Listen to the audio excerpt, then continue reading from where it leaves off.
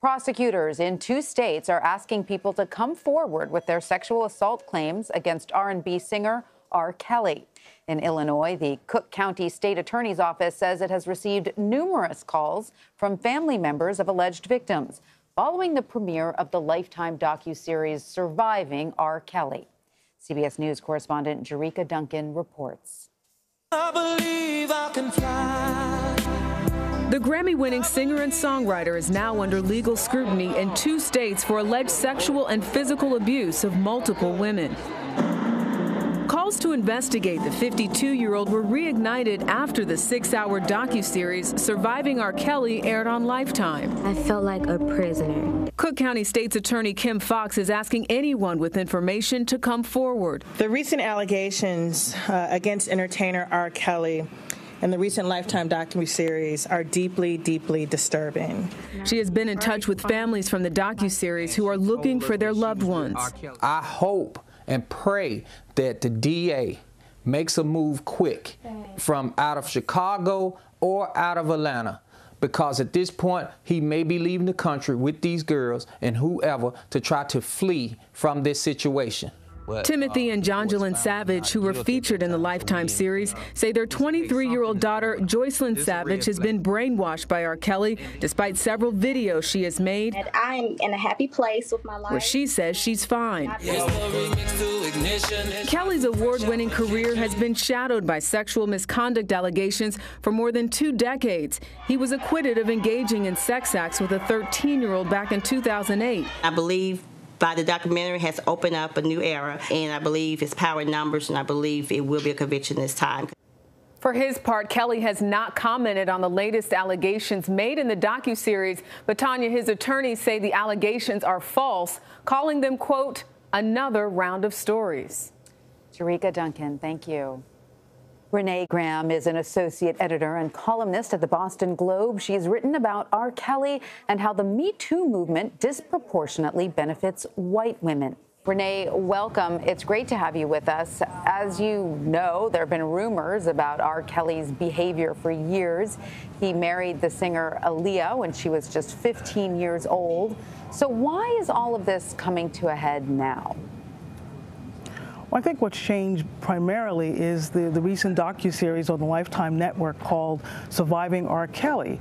It was 6 hours long, ran over 3 nights, and it really, brought home, what people have been hearing about R. Kelly for the last quarter century.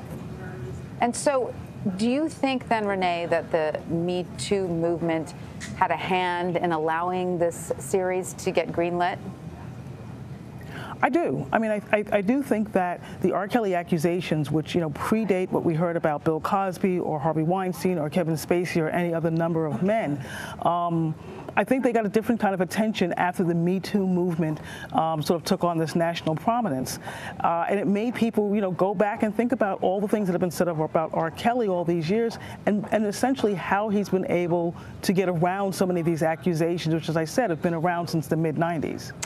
And you wrote about, women of color, you say, waiting for their Me Too movement. Why do you think women of color haven't been taken as seriously as their white counterparts when they allege sexual abuse of this kind? Well, I think the main difference is that the women who were accusing Harvey Weinstein were famous. It was actresses with whom people were very familiar. A lot of R. Kelly's accusers are unknown. They are women and, in many cases, teenagers, girls from Chicago, and they didn't have the name recognition. They were never going to get the attention, and I think that made them very easy to dismiss and ignore. And John Legend even appeared in the documentary series to discuss these allegations against R. Kelly, and after one of the episodes aired, he tweeted, "To everyone telling me how courageous I am, it didn't feel risky at all. I believe these women and don't give an expletive about protecting a serial child rapist." Very, very strong language. Other stars like Questlove and Lady Gaga have been criticized, however, for not participating. So why do you think there's a little bit of a divide in some people coming forward to, accuse or point the finger at R. Kelly and others who are holding back? Well, I think if you take a case of someone like Lady Gaga, she did a collaboration with R. Kelly 4 or 5 years ago.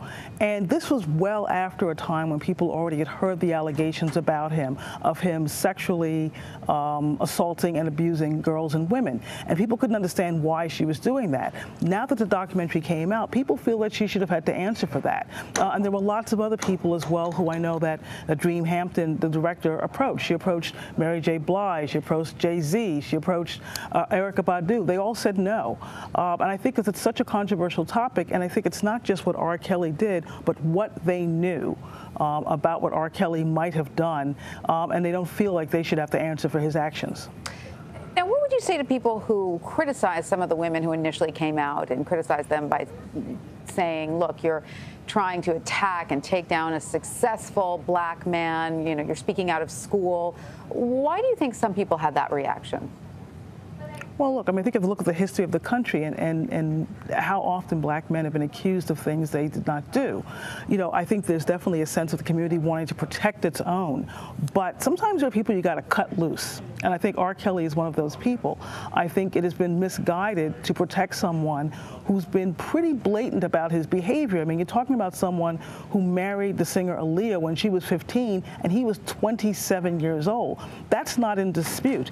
Everyone can make a comment that everything else has been an accusation, but it's not in dispute that he did this. And if you think about the work that Chicago journalist Jim DeRogatis has been doing for 20 years, he has been documenting R. Kelly's behavior. He has talked to his accusers. You know, I think that a lot of the R. Kelly support he's gotten in the black community has been incredibly misguided, and I think for the first time we're really starting to see that crack. Right, and investigators, Renee, are now looking into multiple abuse accusations after the documentary. Do you think then this time will be different? You know, I feel cautiously optimistic. I mean, I could think of at least 3 or 4 other times when I thought this would be the end for R. Kelly, and somehow he's managed to always survive. But this kind of has to be it. There's kind of a groundswell of people who were listening to these women finally. And something was different between what they were saying in print and actually seeing them, their faces unobscured, their names out there, talking about what they say happened to them and what R. Kelly did to them. And I do think that makes a difference. And, you know, there have been people who've been calling the prosecutors' offices in Illinois and in Georgia, the 2 states where some of these crimes are alleged to have occurred. And I think that's making a big difference. I think, you know, if not for this documentary, we're probably not having this conversation. Renee, thank you so much. Renee Graham of the Boston Globe. Thank you.